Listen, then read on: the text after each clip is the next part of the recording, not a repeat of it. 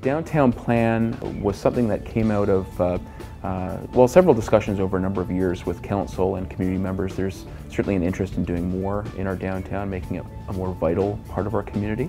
Our consultants have taken all of the information that they've gathered from stakeholders, from community members, gone through all of the research around the downtown that's been done already in previous initiatives, and pulled together a draft waterfront master plan that outlines a number of different improvements that can be achieved to really make that space vital and exciting for our community. The plan has been designed around three sort of basic elements: infrastructure improvements, policy changes, so in terms of how we regulate new private development in the downtown, and then programming ideas for some of those new spaces. So the plan is really about trying to find different ways to maximize the downtown in terms of land use and activity and vibrancy. So I think one of the biggest ideas that's coming out of the plan, certainly the most ambitious idea, is this idea of a third bridge that's proposed, which would really flank the southern sort of edge of the downtown and create a bit of a defined border, if you will, around that downtown core between the Veterans Memorial Bridge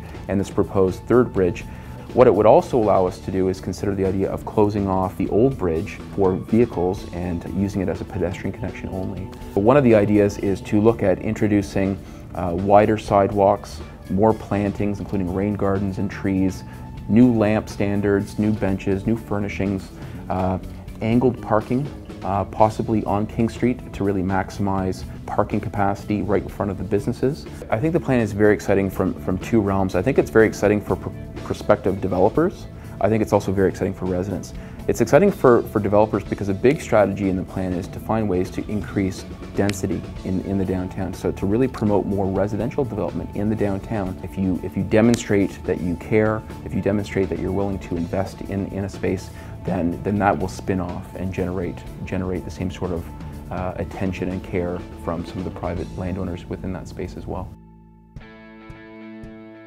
There seems to be a pretty steady interest in the development community to invest in projects in this area. We're seeing a real shift, obviously, in the type of development. Obviously, as our communities age, we're seeing different types of developments. We're seeing more multi-unit apartment housing. We're seeing townhouses. We're seeing semi-detached dwellings. We're also seeing some investment on this side of the river. I think of South Ridge Estates and some of the work that Bernie Dockrell is doing at the corner of Jubilee and Exhibition Drive with some multi-unit development. They have a building up there and plan to continue that project going forward, and very, very positive, high-quality development. I came here 5 years ago basically to find a site that would fit into a lifestyle development concept. Bridgewater shone as the place to be because of its location.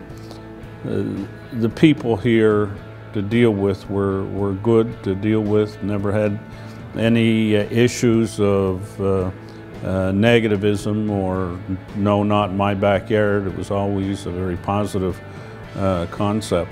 With the baby boomers and the growth of that market, this seemed to be the center of an area that would be profitable and marketable.